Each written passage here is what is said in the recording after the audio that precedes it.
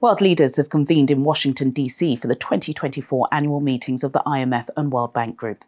Marking the 80th anniversary of the Bretton Woods Conference, this year's meetings focus on pressing global issues such as debt sustainability, economic stability, and sustainable development. IMF Managing Director Kristalina Georgieva highlighted key concerns in her opening speech, including rising debt levels, conflicts in Gaza and Ukraine, and the impact of artificial intelligence on economies. Discussions also revolve around managing global debt, promoting sustainable development, and increasing funding for low-income nations through World Bank initiatives. Nigeria's Finance Minister, Mr. Wale Edun, and Central Bank Governor, Dr. Yemi Cardoso, are leading the Nigeria delegation and have been discussing social protection systems and reforms under President Tinubu's administration. First, we will cherish the good news, and rightly so, because we haven't had much of it lately. The big global inflation wave is in retreat. A combination of resolute monetary policy action, easing supply chain constraints, and moderating food and energy prices is guiding us back in the direction of price stability. And this has been done without tipping the global economy into recession and large-scale job losses, something we saw during the pandemic and after past inflation episodes, and which many feared we would see again. But we didn't. Both in the US and Euro area labor markets, we see, just taking these two examples, we see cooling in an orderly manner. And let's pause and recognize this is a big achievement. Where did this resilience come from?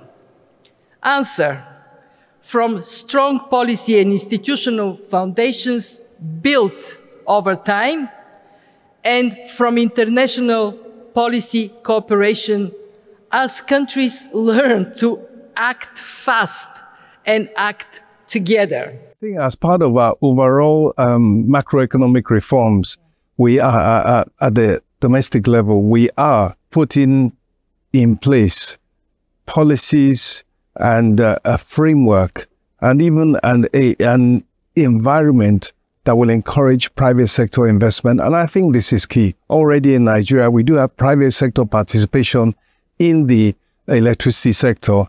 We have liberalization of electricity sector, but up to date now, we have not quite got it right. So I think our compact will be pushing us in the direction of market-based solutions in terms of pricing, in terms of investment, in terms of entry and exit into the electricity market that should get us over the edge in terms of putting us in a place where we can provide electricity to the majority of Nigerians. In fact, all Nigerians, that should be our target.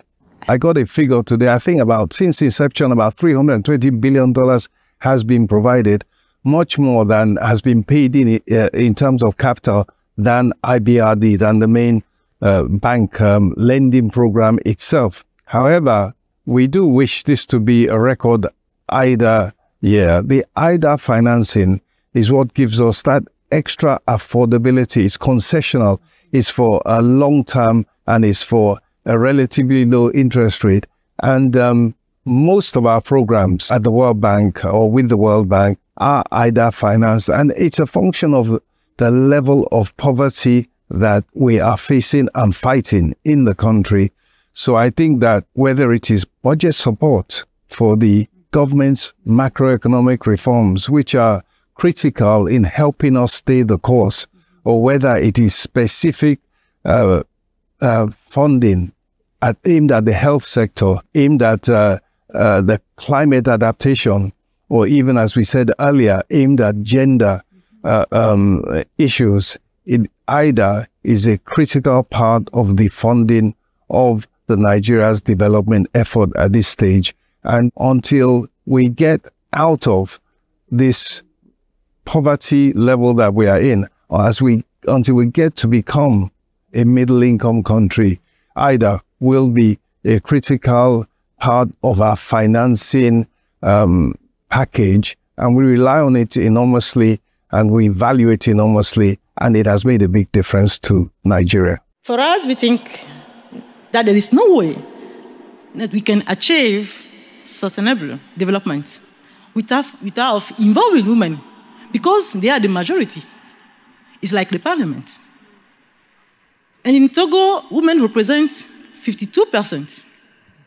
And in this, we think that, or we strongly believe that investing in women remain the way that we can easily achieve our social and economic development and become year by year the first billionaire, I repeat well, the first billionaire woman business in trading in West Africa.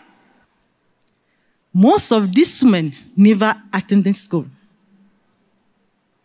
And we believe that by the conviction, the determination to succeed, they surprise the African continent.